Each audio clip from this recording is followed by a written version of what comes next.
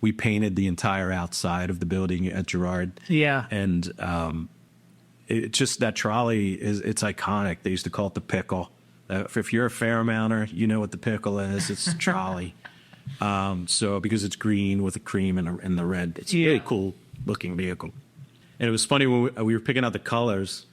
We had to. The painter was like, "I need the colors like Tuesday," and I was down the shore, and so I went to the paint store in outside of Cape May, and just from memory, I looked up I'm like, "Yeah, it's that color green, that color cream." I'm like, Jersey cream. All right, that's the yellow, and I think Aruga looks like the right green, and we just went with it. And it's funny. There's a chiropractor across the street. When I was up on the ladder a couple weeks ago, he said, "Hey, I'm the chiropractor from Brewery Town Chiropractor. I have a question.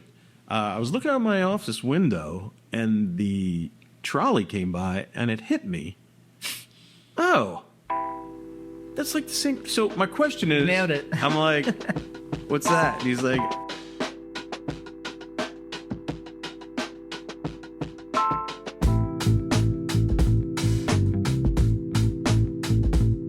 Welcome back to the Brewed Out Podcast. I'm your host, Richie Tevlin, joined as always by Evan Blum. hello. And some, I guess, housekeeping before we get started. Subscribe on YouTube, please. We just say no in the end, but we need people to start subscribing on YouTube. But tonight we have on the third member of Human Robot, Chris Roller. So we've had Jake and Ken on. Yeah. So we've learned all about Human Robot, but everyone talks about you, and I don't know a single thing about you. So thank you for coming in last minute and kind of filling in. But I'm excited to get you in here. It's like I honestly have never met you before, and feels kind of weird. But like you're so involved with everything. Like I always assumed that you were just like the silent partner, but. Yeah, no, I was there from day one. In fact, I was the only one who had actually worked at a brewery, even though it was short time. Jake had a brand he had done with... Yeah, the Futurist. Futurist. And I was working at Imprint and at Breweries for help packaging and stuff, too, there. For the whole summer before we finally started ramping up the robot. So in preparation, like were you doing that knowing that you were? Yeah. I went to Siebel in Chicago and did their immersive program, and then while I was there, I got the job at Imprint. So when I came back, I started like 2 weeks later. That was like May. So I had like a solid 5 months working in a brewery before we started opening. Oh, that's more than a lot of people. It was better than nothing, Yeah. Because it all came together so quickly. Human Robot did by chance. So, and I'm blessed that it did. It really, we all, the three of us, kind of got lucky together. Yeah, like finding a partner in business is like very difficult, and it seems like you guys. I mean, I don't know your internal dialogue, but it seems like everything has worked out very smoothly. I had never met Jake before. I was Kenny's banker. Oh, really? Yeah. Is that how like you guys knew him? Yeah. So I knew Ken. I knew him a little bit. I knew his brother a little bit, but I knew Ken a little bit from Memphis Taprooms. That's what I thought. Okay, I remember Ken telling us something along those lines. But I really got to know him. From helping him with different things, going on with Memphis Taproom. I was in Fishtown at the bank. Yeah. And I had been talking with my wife. I used to homebrew for years in the 90s. And my wife was like, so what do you want to do? And, after many conversations, we decided, all right, look, I'm going to try to figure out a way to do this. And it's interesting because one of the big influences on me was Crime and Punishment, and we just took that space over. So yeah, kind of full circle. That's the first place Jake and I actually met. So that it's kind of. I mean, before Human Robot, there was really a lack of small breweries in Philadelphia. Yeah, and I mean with St. Ben's going out, like that was it was, that was the catalyst for us because. Yeah. I told Ken in my office, hey, I'm going to be leaving soon, so you keep your stuff in order until the next guy comes and you can, forge a relationship with him. Yeah. And he was like, what's going on? And I told him, hey, I'm going to Chicago. I'm going to, at Siebel. do that whole thing, and then come back and try to figure out, a brewery. And at that point, I'd even like set up a little, EIN for Dobre Pivo, which means good beer in Polish. Yeah. And Kenny was like, "Well, close my door. I got something going on too." So he told me the whole idea, and he said, "Let's keep talking." So that was May, and then that August, I was actually in Poland, and I was walking past a bar that we go to all the time, and my phone hooked up to the Wi-Fi in there because I had my roaming off, and I got some goofy messages from my buddies, and then a missed call and a voicemail from Ken, and it was like, "Hey, not sure if you're still interested, but Jake and I are moving forward with this. We had another guy, but I don't know if it's going to work out, so wanted to talk to you about it." And so I texted him back, and then it was funny because when I came back from Poland, Kenny was in Spain. So he's like, "Maybe this is a better thing because I won't be there when you and Jake meet, and you guys can figure it out." Push the subject. Yeah, so Jake was like, "Where do you want to meet?" And I'm like, "How about like Crime and Punishment? Because it's close to my house." And he's like, "Yeah, I can be there." So that was the first actual meeting on what we were going to do. If we opened a brewery, what would we focus on? And so it was really great.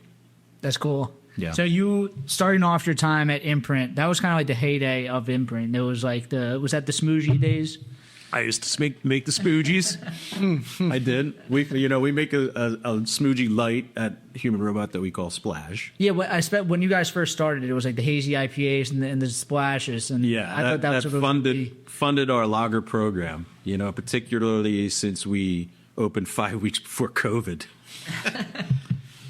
We were just filling crowlers of Splash and some IPA and some lager, of course, but that kind of got us through COVID.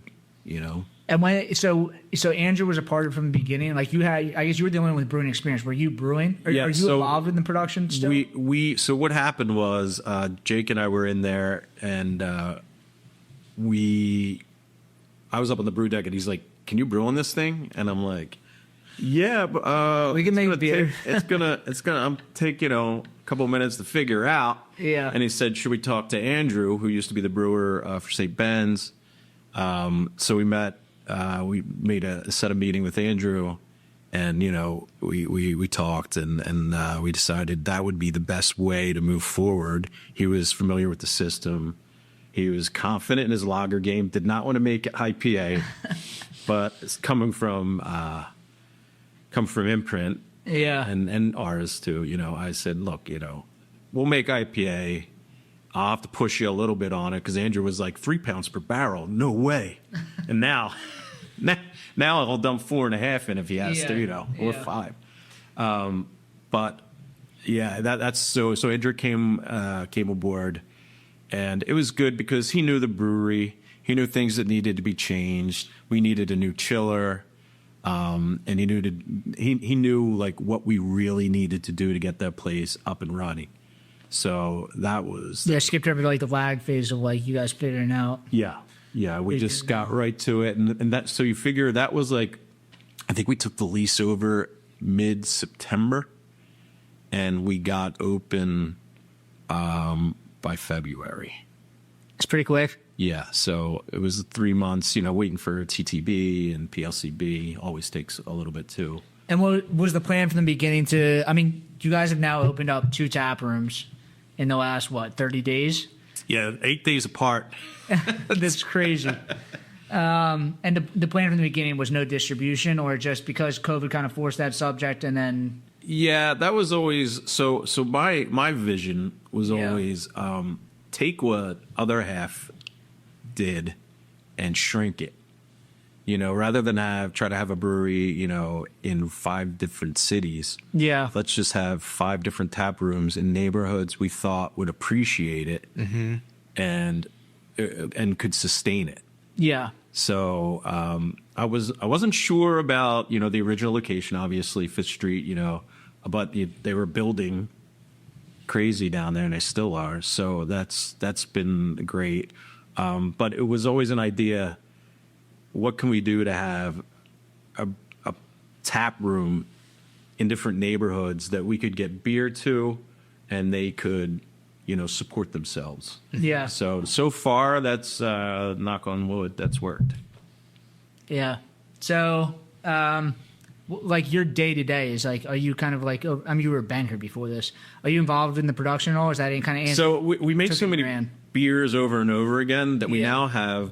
In the brewery, it used to be just Andrew and I, and now it's we have 3 brewers, a delivery guy, and a fix-it, a guy capable of welding. He's new. So it went from making the stouts and the fruited sours and cleaning kegs and helping Andrew every day, to doing deliveries and fixing things, to fixing things. So now my thing is basically I look at the email every night and figure out what needs to be fixed and what I'm going to do. And even now with our latest addition, Corey, he's been fixing a lot of stuff. So I'm just running around making sure everything is going. Keeping it all together. Yeah. Yeah. So what's it like? Is it you guys have what now 5 taprooms open now? Yeah. And Two breweries. Each of those have tap rooms, and then three more. Cool. Are you guys going to slow down anytime soon, or like? Well, we kind of have to because of licensing. We have all our licenses are used. Oh, because you have 2, I guess, for each Jenkintown and okay. So, the only thing what we really need to do. We do need more production capability. We're always running,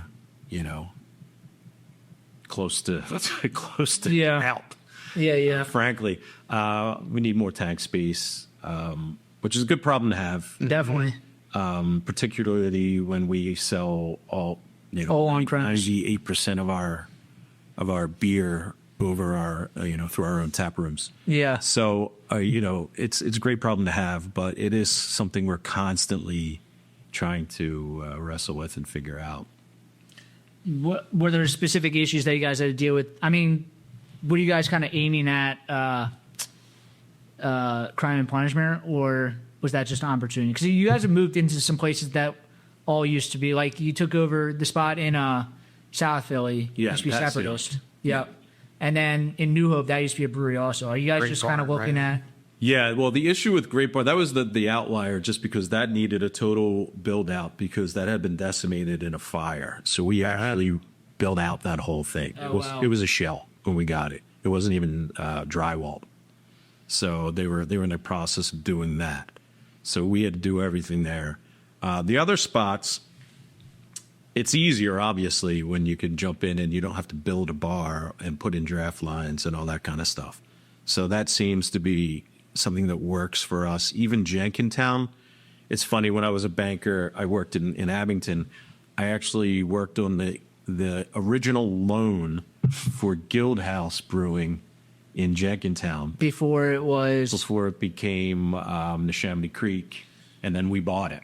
So it's been, you've been seeing like the inner workings of these crime and punishment, and we bought that building, but we also built a building. We bought the building that I had worked on alone for, 10 years prior. So that's also another like full circle kind of whirlwind thing. Yeah. Is that like when you were doing banking, it was like small business loans and stuff because you were working with a lot of the breweries? Yeah, and when I came on with that bank, my buddy had hired me because I was working in another bank. He kind of like convinced me to leave there and come up to Abington. And he's like, "You're a beer guy. Go buy this brewery and get these docks." And so I did. And I talked to them for like, I think it was the week or two before they even opened.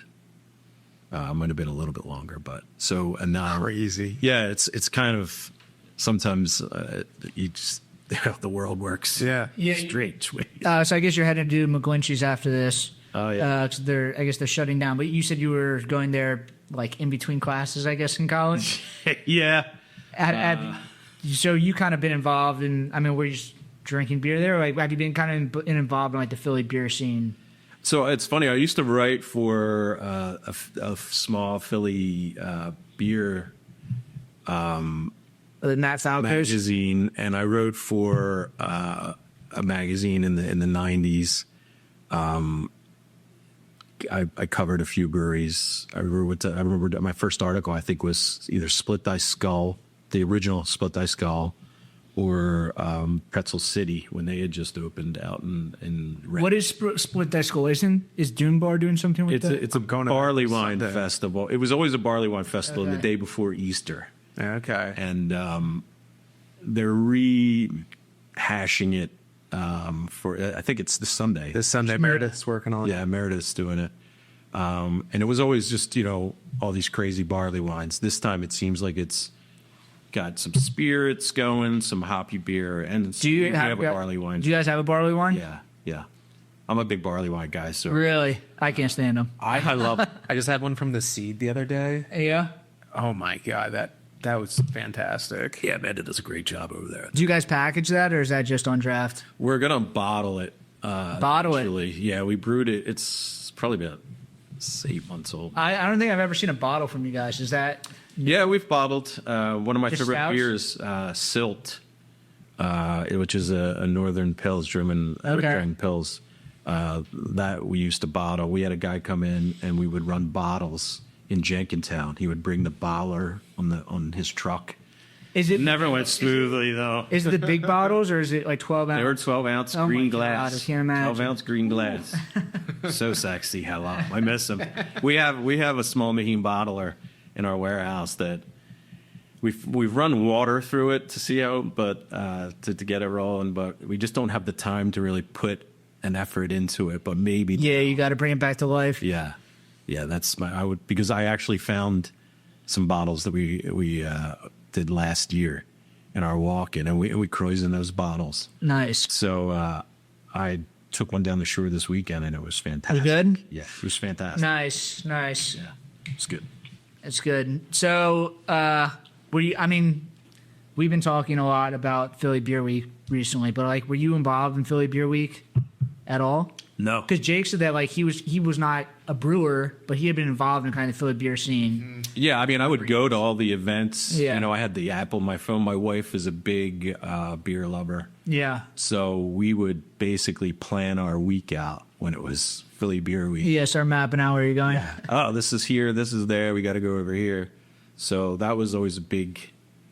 Philly Beer Week was great back in the day, and then it got a little crazy because everybody started bringing their highest alcohol. You'd be trying to go to 3 places, and you're like, I don't want to drink another 12% beer. Yeah, it's too much. We heard that there was too many tap takeovers, and the bars got kind of get overrun. It was too much, but Yeah. It was, and for a while it was great, and then it just started to peter out a little bit. yeah. But I guess opening up a brewery, is that something that you have always thought? I mean, you were writing about it. And did you just have a midlife crisis? I don't want to say midlife crisis, but you had You can. midlife crisis and decided this is something you wanted to do? So it's funny. I years ago I had a girlfriend who lived in Maryland. Yeah. And her dad was a bush drinker, and I remember coming down to help move her out of her dorm or her house down in Towson, and I brought a case of Stouts Honey Double Maibach, and he looked. I remember him looking at the bottle, and he was like, "What is this?" And then a week later, she's saying, "Well, Dad wants to know if you could bring some of that beer down there." So he got a home brewing kit. I got him into some home brewing. I was doing all grain brewing. He was doing extract. Nice. And he's like, "We should open a brewery down here." So that was the first time I had ever thought about opening a brewery, and that was 1996. Damn. Yes, 97. So, but that didn't work out. So I didn't open a brewery. But all these years later, you figured it out? Yeah. So it only took 25 years, however that was. So this is the first brewery that you guys are doing, I guess, in Bucks County, right? Like Jenkintown's Monco. Jenkintown's Monco. Okay. And Jenkintown's interesting because we have the fire chief lives directly behind the brewery. Do not be too loud. Do not get crowded. So, and it's funny, we put a mash mixer in there so we could do decoctions, and we had it for almost a full year before they would let us install it. So we've had our trials and tribulations with different local governments. Yeah. Because if we were in the middle of nowhere, Andrew and I would have cut a hole in the roof, dropped the stack in ourselves, and Yeah. it would have been, we have the capabilities to do that, but we couldn't do it there with the head of the head fire chief looking right up behind that us. window every day. Exactly. So it's been interesting. Philly, PA in general is not the easiest place to get things with the PLCB. Is it easier being outside the city, or doesn't It was the doesn't make a same difference? Now we're doing with New Hope, and their occupancy restrictions are a little crazy. Has Bradley Cooper come by yet? They want like 25 people in that place. Really? It's crazy. Why? Is it like it's just like they're trying to keep the town small and nice? I don't know. That's what they say that it's zoned for, and that's including outdoor seating. The outdoor seating of that, it is small. I was there when it was Great Barn at a point. I'm from Bucks. Yeah. It's a beautiful spot. Like, Yeah, you're right on that little creek across from the Bucks County Playhouse. Yeah, Everybody 25 walks over that bridge. yeah. Like 25 people a second walk over that bridge. Literally, that's on the busy thing. days. If they don't want to come in, what do we be like? Sorry. Yeah, no, It's weird that like, they limit the people outside also. Yeah. Yeah, and so they said we can only have 25 seats, and I said, well, Jake and I were thinking, what if we just put some high tops outside, but no chairs? It's not seats. And they didn't seem too keen on that when we mentioned it, but Just wait a little bit, I guess. that's the idea. Yeah, Yeah. that's the idea. And I guess Keith Shore is involved with that, right? Yeah. So Keith Shore, the old, I guess, creative director at Mikkeller, Yeah, is now, I guess I didn't know that he was from this area until last year. yeah. He was in Fishtown for years. He did a lot of stuff for Memphis Taproom. Remember that? Oh, really? I guess the stuff on the side, and then now it's like Meeting House. He does kind of Yeah. all their artwork. Yeah, which is great. And I guess was that his brainchild? Because I know him and Jake are really into like the trading cards. That's where it came from, the trading cards angle. So and did you guys you guys knew you guys wanted to open a shop in New Hope with him? no, that just came about. It came on our radar because the rent seemed like a pretty good opportunity, and they were willing to work with us on build out. And so originally we were like, I don't know, it's kind of far. Because all of our places are easily drivable. Jenkintown's the Especially if you're not brewing. Yeah. You have to. So running beer up there was always going to be, how are we going to work that in? Is there cold storage on site, which there isn't? So we had to figure that out. But yeah, mostly Keith was like, oh, I have all these cards, and Jake is into that. So this little idea came together with a card shop / tap room. And It's kind of odd combination, but he's like so talented that he Yeah. kind of merges both those things together. yeah, and it looks kind of cool, like the way the glass is built into the side of the bar. Yeah. So I think some people have had a good time there, and he even has like Garbage Pail Kids cards and stuff. So I've seen like kids come in and they want the Garbage Pail Kids. Yeah. Yeah. But yeah, it's definitely guess unique that- for sure. Taproom does not have a child restriction. No child restrictions there. We only Fifth Street and a slight restriction at Passyunk. I was in it was ramp training the other day, and someone was talking about their hometown brewery doesn't allow kids. And they were talking about these farmers. I was, oh, are you talking about Warwick? And she was just like, well, what do you think about it? I'm like, well, I don't. I mean, would hope. I don't want to deal with kids. I want to have families there. Obviously, I don't want to restrict anybody, but I imagine that is a huge pain. Those Especially guys have the been city. through it too, Warwick. Yeah. Believe me, we've heard the battles that they've had from kids pulling up, hoses from their septic system. Oh my God! It's causing a lot of damage to just, they have a lot of space and kids can wander up there, and it's just Yeah. not safe if the parents aren't going to watch them. Yeah. Yeah, it's crazy that like bars don't really have that issue with like kids acting up at bars, but breweries, people think that they can act differently at breweries. They just think that there's more freedom. Yeah, and you know that was the and that's like the general mentality of people towards breweries. And one thing I've seen recently is this guy on Instagram. I said, you know why I don't go to breweries? Because my parents dragged me there from the time I was 8 to the time I was 14, and there was nothing for me to do there. I hated it, and so I never want to go to a brewery because I have so many lousy childhood memories of going to breweries. Yeah. So now I'm like, well, maybe it's advantageous to not allow kids in the tap room. Yeah. Besides, you know, because of other reasons, safety concerns and things like that. And a lot of breweries be like, well, we're child friendly, have an extra large Connect 4 set. Like, Yeah. when you're a kid, I do care about that. It's like, And kind of showing off. You know, it kicked off at our original spot, you know, on 5th Street. We were really packed to start, and people would try to come in with double wide strollers, and you couldn't even move in there. Yeah. So we had to figure out a way to mitigate people falling over children, Yeah. kids getting hurt.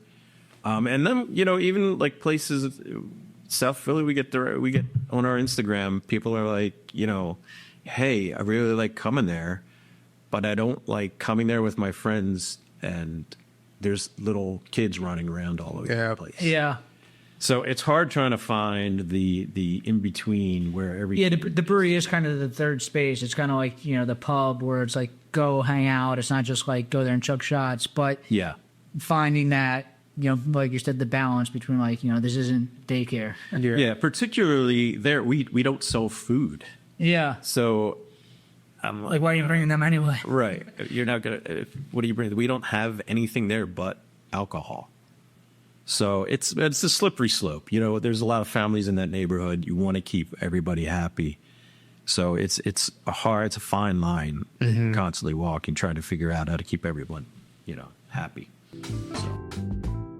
This episode of the Brewdat podcast is brought to you by Zilka & Co., your trusted regional brewing supply partner. Family owned for over 100 years of business, Zilka Brewing Supply has recently partnered with Breweries to bring you your favorite raw materials at a great price with $5 flat rate shipping. No pallet or liftgate charges thanks to their own fleet of regularly maintained trucks. With locations in Allentown and Hunker and a technical brewer on staff, they provide the expertise and service your brewery deserves. Reach out to Brad Adelson in the show notes and let him know Brewdat sent you. What is I guess it might be like so early that you don't really know yet because it's just like you're overflowed with like new guests. But like, what's the energy like in Girard? Is that kind of the same feeling as all your other places? My friends are in the Boozy Mutt right down the street from you guys, and you know they have, you know, it's a great clientele there, but it's kind of like a vacuum. Like there weren't really bars there, so it doesn't have the same. I used to live around a corner from there. Oh, really? Yeah, when it was the North Star. So I used to go to North Star for happy hour. Yeah, they still have like all the signage down the basement, but it doesn't have like the culture of like Fishtown does of like the corner bars everywhere. Yeah, I mean Fairmount did. There were lots of corner bars in Fairmount, but a little bit further north. Once you start moving out a little bit towards Girard and Brewerytown, oddly enough, there weren't as many. You had Otto's, well, Sarah's place in Otto's now, but the good thing that we're benefiting from there up in Girard is the legacy that CMP left. Yep. So that was a place, you know, I went there all the time. I was there every Saturday or Sunday. I would go for brunch when they used to do brunch. I live in Spring Garden, Fairmount area, so it's a 15-minute walk. Yeah. So the good thing up there is they have regulars that have come to see us, which is great. They were really excited and supportive whenever I was carrying things in or out up on a ladder. They, you know, when are you guys opening? We're so excited. So that was a great thing to hear, especially when I was locked in there by myself for days at a time, feeling down, feeling like I was overwhelmed and couldn't get the place open. It was great to have those people come by and say, hey, man, we're really excited. So the vibe there, I feel like we've managed to continue what Yeah, it's nice when Mike had going. another brewery moves into brewery space. Yeah. But I feel like even with the clientele of like Crime and Punishment, it was probably like a fresh of or a A breath of fresh air. breath air. yeah, exactly. You know what I'm saying? I'm That with the you. fact that Human Robot was like able to be in that position. Yeah, and obviously we were friends with Mike. Mike through the years we did collabs with them, and we love and respected everything they did. The beer he turned out of a system in a row home in Brewery Town was remarkable. Yeah, I don't know how he was doing it. Like the logistics of like bringing grain in there and doing Up and production. down, up and down. He ran up and down the steps 50 times a day if he was brewing it. Yeah. And he did. Everybody loved Space Race. I actually had Space Race served at my wedding.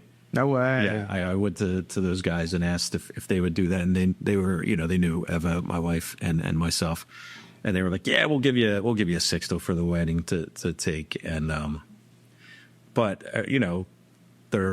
they had some incredible beers. Like everybody knows about Space Race, but the mild game was incredible. Yeah. I mean, their one Mild Meadow is still one of my favorite miles I've ever had in my life. So he was turning out great beer, So I'm happy. We retained 3 of their bartenders. Nice. So we brought our staff over from Schuylkill Banks because that space was moving in a different direction. So we were able to combine them with their staff. So it's almost like, we brought the Brady Bunch together and it's rocking. So it's been great having, first of all, the community up there be so welcoming and excited, but also being able to retain people that they were familiar with, and I was familiar with, so it's been really good up there. That's cool. And like you guys are kind of getting in, like Brewery Town's, I feel like about to explode. I was there like when the Bougie Mud opened, and it felt like kind of the whole energy of the neighborhood was there about 28, 37, 29, 37. What is that? Yeah, 2637, I think. We know what we're talking about.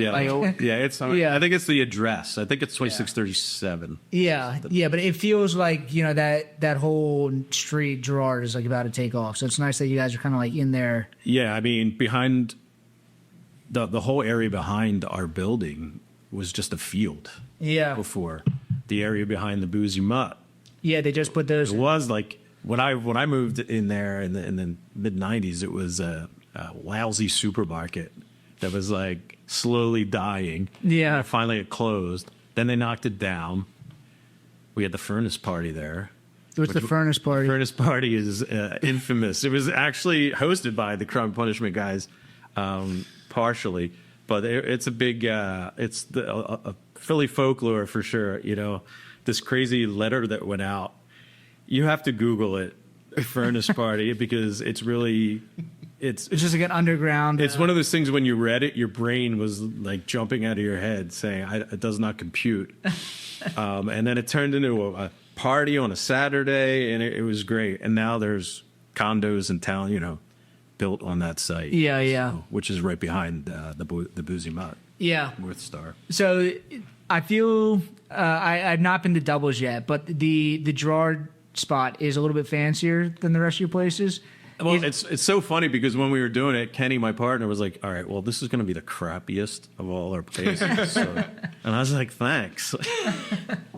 I wouldn't say it's fancy. I wanted it, like I said, I wanted it to look like my Bapshi's, my grandmother's house, kind of. Yeah. Because that's what it reminded me of. Mm-hmm. So for me, it was like 50s, 60s decor that was a little bit dated. So that's kind of like what we're going for there. So I didn't change that much. We didn't change a ton. We did the bar a little bit, but I wanted a little more dark wood in there, and I wanted some like aspect of things that people in 1960 like thought were still cool, even though it was from the 30s. Yeah. That kind of thing. So have you been involved in like kind of the design of everything, or like who kind of leads? Yeah, Spot we go back and forth. When we got past Young, I got in there and I just repainted the whole thing. and you work with what you have without having to spend too much money. Jenkintown, the same thing. Just went in there, repainted the whole thing. I actually cut the bar down. It was the worst bar you could ever sit at in your life. So I cut the entire bar down, rebuilt the bar. We had a guy put a nice top on it, and now it's so much more comfortable. Yeah. So all we do is, when we get into a place, we're like, all right, what works for this place, and what can we make better? Take the bones. And then what can we make like I always say, we're just this side of shitty. So it seems like if it's too nice, nobody likes it. Yeah, that's not really our MO. So it kind of seems to work for us across all of our spaces. Yeah. So you were saying you and Jimmy Scantron were trying to figure out the wallpaper. Yeah. Is he involved kind of the design of that too? Like he's kind of like, gradually beyond just the cans? He'll we'll bounce ideas back and forth. He'll mock up some stuff on the computer and send it. We painted the entire outside of the building at Gerard. Yeah. And that trolley it's iconic. They used to call it the pickle. If you're a Fairmounter, you know what the pickle is. It's a trolley. So because it's green with the cream and the red, it's a really cool looking vehicle. So I was like, why don't we just go with that color palette? And he was like, yeah, that's perfect. So he mocked up, what we were going to do. And it was funny when we were picking out the colors, we had to, the painter was like, I need the colors like Tuesday. And I was down the shore. And so I went to the paint store in outside of Cape May. And just from memory, I looked up I'm like, yeah, it's that color green, that color cream. I'm like, Jersey cream. All right, that's the yellow, and I think Aruga looks like the right green. And we just went with it. And it's funny. There's a chiropractor across the street. When I was up on the ladder a couple weeks ago, he said, "Hey, I'm the chiropractor from Brewery Town Chiropractor. I have a question. I was looking out my office window, and the trolley came by, and it hit me. Oh." That's like the same. So my question is, nailed it. I'm like, what's that? And he's like, was this the plan? I said, yes. It was our inspiration, like to try to match. It's perfect from my window. Like the colors are exact. So I was like, yeah, we got it. That's So that's and Jimmy always has a big part to play in all our designs. Not just the cans, of course, but like whenever we open a new place, we lean on him heavily for sure. We just assume, he's got a designing kind of something, right? So yeah. So like you had talked about like how you ran into Ken when he was like trying to open and when you were trying to open, and then it was Andrew was kind of like the stars aligned, and then Jimmy now like kind of the imagery that you guys are doing with everything kind of aligned, and he just kind of.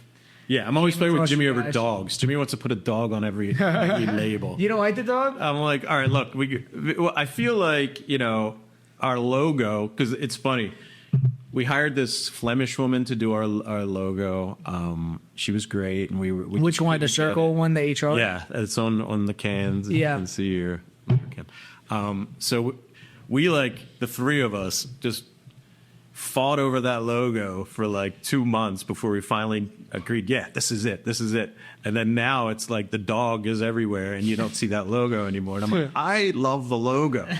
I don't want the dog on everything. The dog is, Hallertau Pills. That's that dog. And it is our flagship beer, or one of them at least. Yeah. But, I feel like sometimes the dog gets a little too overplayed. It's funny. So I'm always pushing for the logo and or the script. I love our script logo as well. What's your go-to beer? You said you brought the Baltic Porter, and is that your favorite? That's one of my favorites. My go-to beer, I mean, it would have to be one that we have on all the time. So I probably drink our Polo Tomave the most, which we always had on, which was a happy accident with Andrew and I. That was like one of our... I'd say that was our fourth brew. What do you mean? You guys just like overdid it or under? No, we underdid it. Andrew and I looked at the recipe, and I said, "Do we need more of this?" And he's like, "Nah, this system pulls color." And I was like, "Oh, it was a kilograms to pounds thing, or you guys just?" Yeah, and no, it was just should we put another half bag or bag of this in it? And when it came through the sight glass at Knockout. I was looking at it, and we barely knew each other, and he was basically working for him, and so he comes over and he goes, "Yeah, maybe we needed another bag of that, huh?" And I was like, "That's okay. We have Polo Tomave." And he was like, "Is that that's a thing, right?" And I'm like, "Yeah, that's half dark and check." I'm like, "Let's firm it out, see what we get." And I loved it, and of course, then we started tweaking that, and so we were brewing a Tomave. That was supposed to be because we had Check 10, we had Hellert's out, we had 2 hazies. Yeah. And that was probably our fifth beer that we were brewing. And when that came out on the light side, I said, "Okay, Polo Tomave."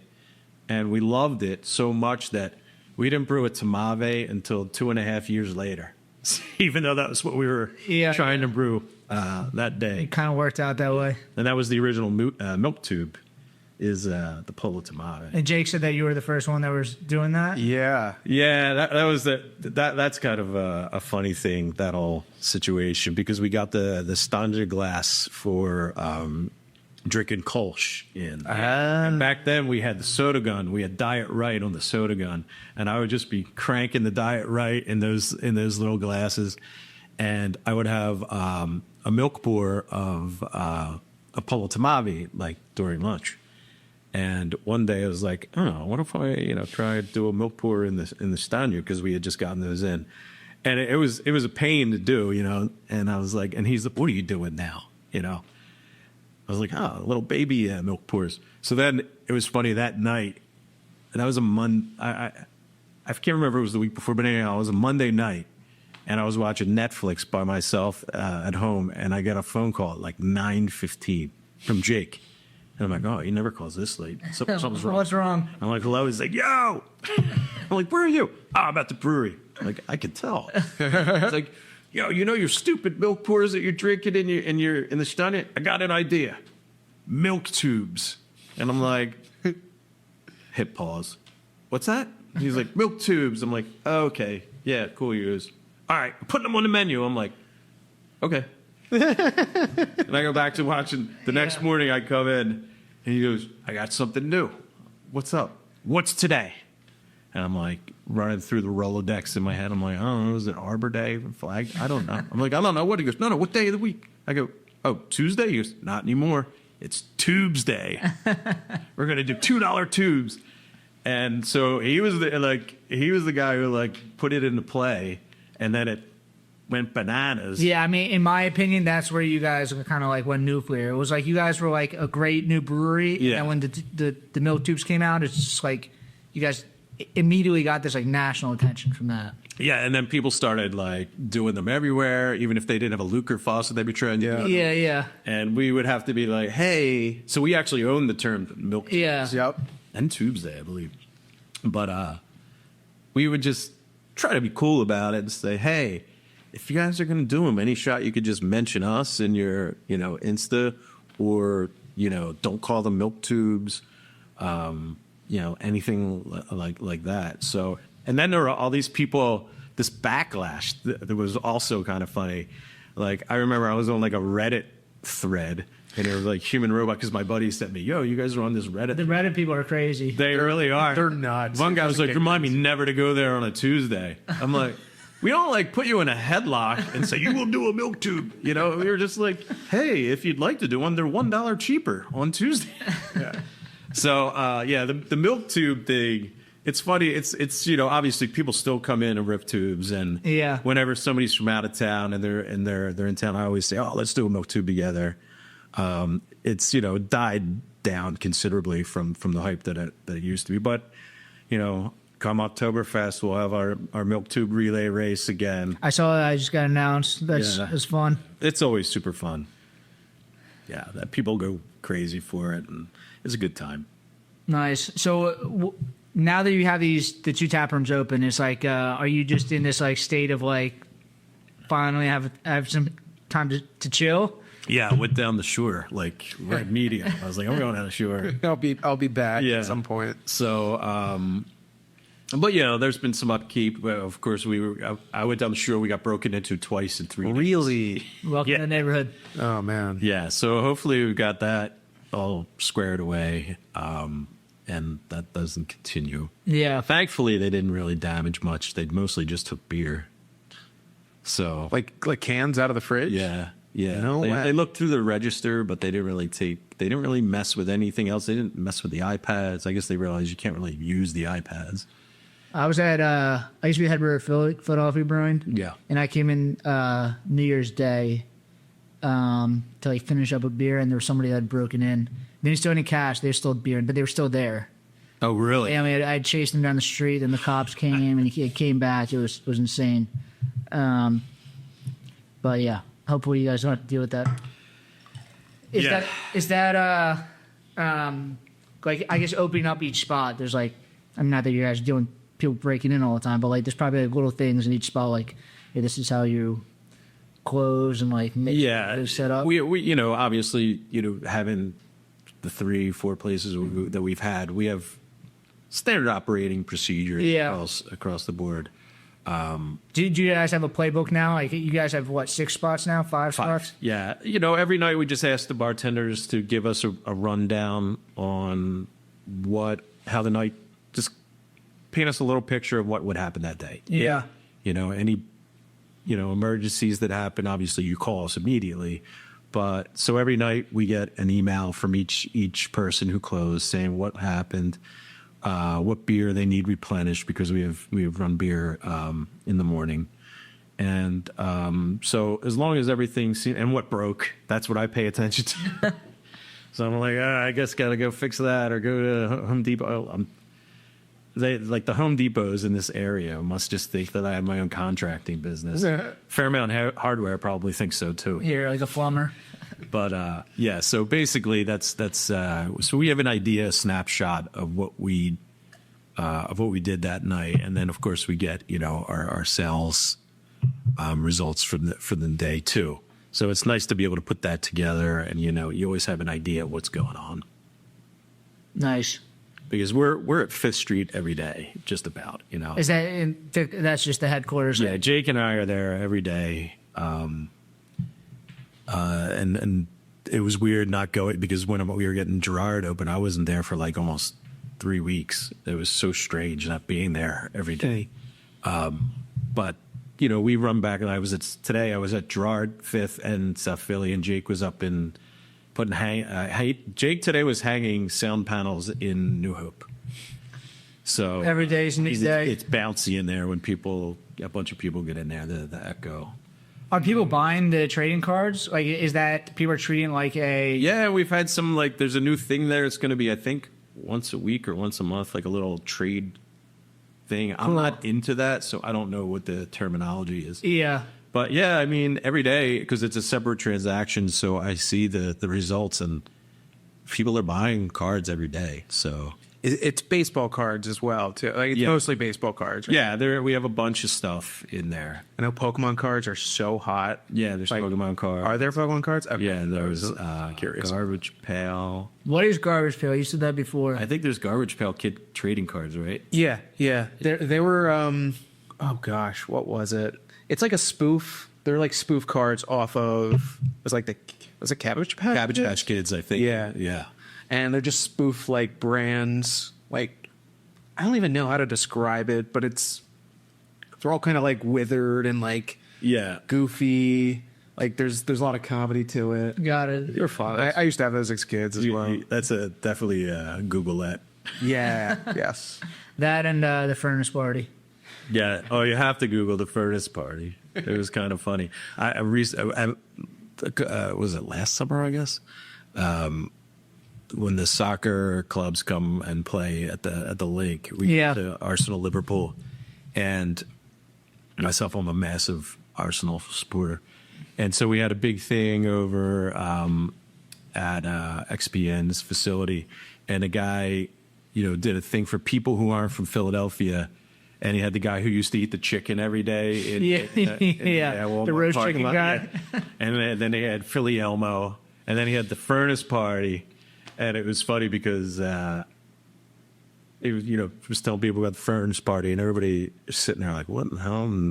And both my wife and I were like, we were there. Like, we were the only people there in the 1,200 people that were in the place that like were actually at the first That's funny. party. But yeah, definitely Google that because it's bananas. Yeah. So log jamming, you know, I know log jamming. the biggest, I guess. I mean, I don't know. Is the biggest craft beer fest in the city right now? Probably, definitely in the Yeah, city. we had 102 brewers, I think, this year. Yeah. Did you have any experience doing that? Like, who kind of like leads that charge? Just everybody. The first log jamming was in a parking lot. Yeah, right behind that food Street. spot, right on American Street. Yeah, and like the people that owned that place were mad because we drove stakes into the ground to hold the tents. So I had to go there like the week after that with 2 bags of Home Depot blacktop and like fill in the holes. And it was like 1,000 degrees out, and I'm like tamping things that I'm like, we got to figure something else out for this. Yeah. So Cherry Street Pier came into play, and so it's been a success there for sure. It has its challenges. You know, it's not cheap to rent the Cherry Street Pier. Definitely. So Yeah, and then once you have success, they're like, oh, well, you can do this here. So yeah, it's a lot of work, and we don't make a dime off it. All that money goes to the Michael Jackson Foundation. Yeah. You know, is there one of you guys that leads it, or it's all hands on deck? I mean, it's all hands on deck. You know, Ken's always good for stuff like that because he has knows catering. everybody. He has and he has catering experience. He Yeah. used to have a catering company. My team, the brewers, work their asses off leading up to that and the day of.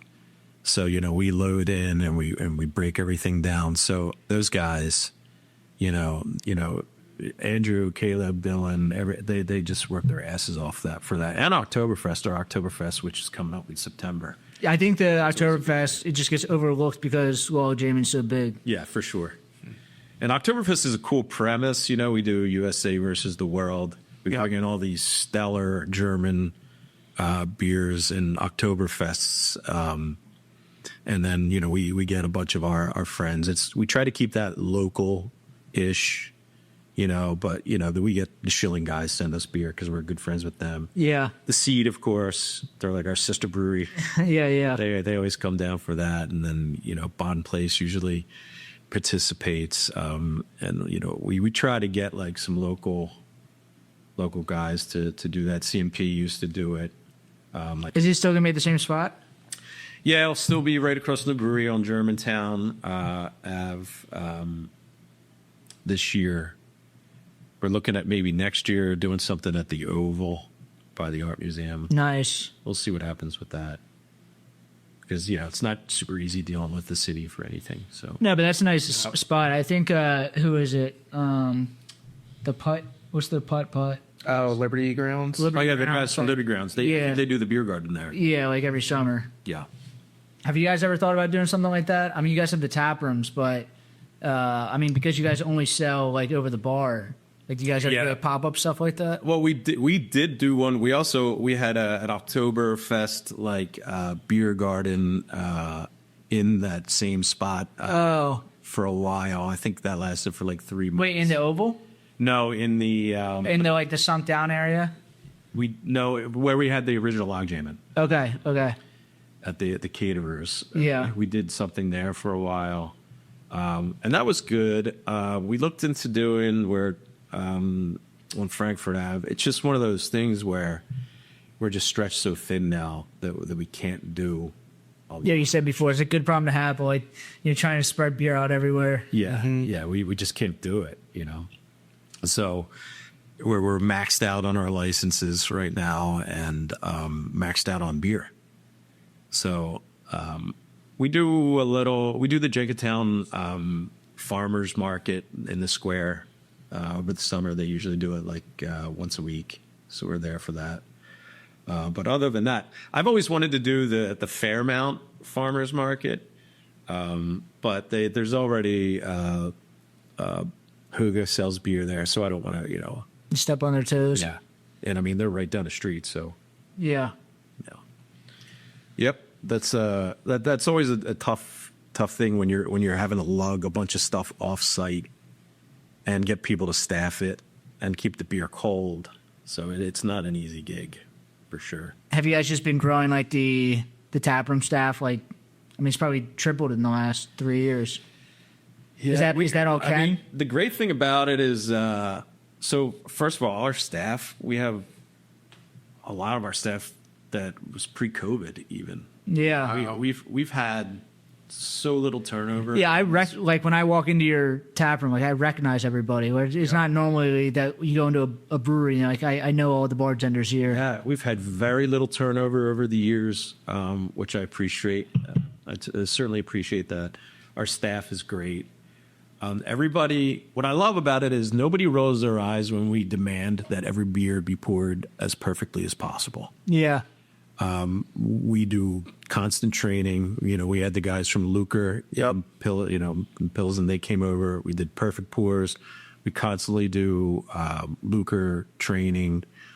We have specific glassware that we're always adamant about. And sometimes it's probably over the top, but it's how we want it. But you have to force that, otherwise it'll just fall. And everybody's really receptive to it. And you know, you would think that some of the staff would, like I said, roll their eyes and be like, yeah, whatever, buddy.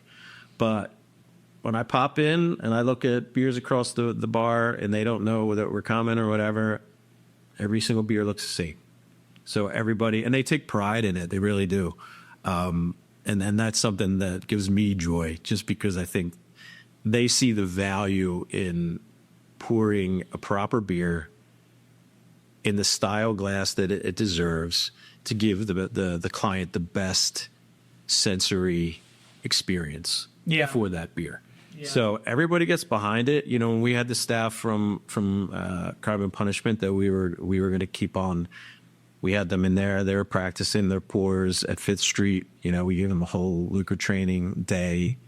And then when we got the tap set up, we had them come in and practice. So, and you have the Lucre taps in Gerard and New Hope also? Everywhere. Yeah, cool. That's a non-negotiable. We would not sell Czech 10, Polo Tomave, or Tomave on a tap that isn't a Lucre tap. It has to. You know, when people want us to bring it to festivals, I'm like, then we got to bring the Lucre. And the thing is, you can't really take the Lucre.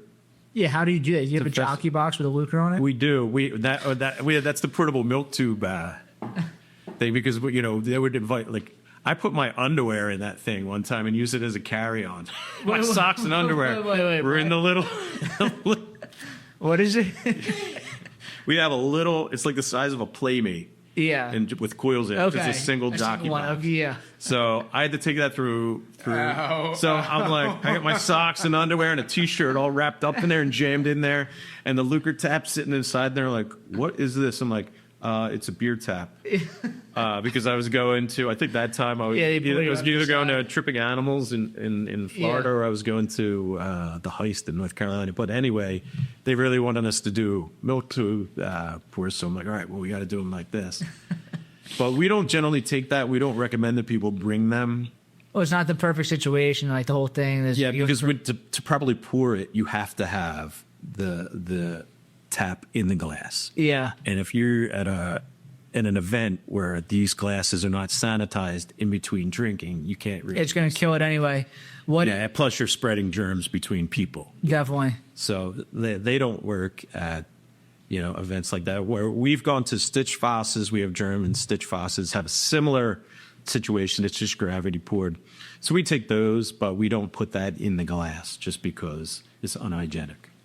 Got it. Yeah. So do you have a beer that you guys take to festival? Is it like the festival beer? Yeah, I mean, everybody wants Hallertau, so we take that a lot. My favorite beer to take to festivals is our Croydon Tomave.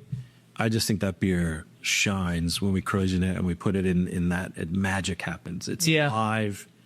I've taken that so many places, and people have come and said, listen, this is the best beer at the event. It's fantastic. And I'm always so proud to have that with us. But we almost always, everywhere we go, people want us to bring Hallertau. That's our big seller for. That's your baby. Yeah, that's Andrew's baby, and you know, Czech 10. He loves Czech 10, and he's obsessed with perfecting Czech 10 and Hallertau. So it's, I mean, really, he's obsessed with perfecting every beer, but he loves doing that. and I love, we do a lot of, you wouldn't think of crazy lager styles, right? But we do things that like a lot of places don't do, that we've gleaned from 1890s German text, where we're literally holding Google Translator or our phone trying to figure out what it meant. From like throwing hops in with the decoction and Andrew's crazy Helles mash. It's insane. The hops in the mash, it's like a new thing that I've heard people start doing the last couple of years, but like apparently like why you would think that would get any of the aromas through, but apparently like it just like it creates like this weird situation that like, you get a lot more of the flavor of the hops. You're pulling a lot of, of the acids. Obviously, you're getting a lot of bittering out of that. Yeah. And that was something that we gleaned from, I think it was the 1905. Roasting the hops. And we were like, what does that mean? And it really just meant pulling the decoction with hops. Cool. Because we decoct every beer. Yeah. Except for our IPAs, but every single beer is at least single decocted. And I mean, a lot of places don't do that or just simply don't have the capability. And a lot of people think it's not necessary with today's, modified malts. But yeah, but you guys are into everything. You guys have, amazing lagers, probably best lagers in the city. And it's like, yeah, so it's working for us. So we just keep doing it, basically, Do you have stuff that you're trying to do soon? Are there beers that you're looking for? Or well, it's Tin Hoagie season, isn't it? Which is my least favorite beer that we make, actually. Every year I push for cans only of Tin Hoagie. I hate when I see people drink a Tin Hoagie over the bar when they could be drinking Czech 10 or Ellertau. Like the Tin Hoagie, the joke about it is that it's in the can. Yeah. So that's the thing. I'm like, why don't we just make it for it? So last year we only broke off like a couple of halves, and I think we're going to do that again. Just because that's a beer that deserves the can that we made for it. Yeah. The Hoagie. It's amazing can. It's so funny. It's great when I hand somebody that for the first time. Like I always see them as they're talking to me and they're like fiddling with the can because they think they got to unwrap it. Yeah.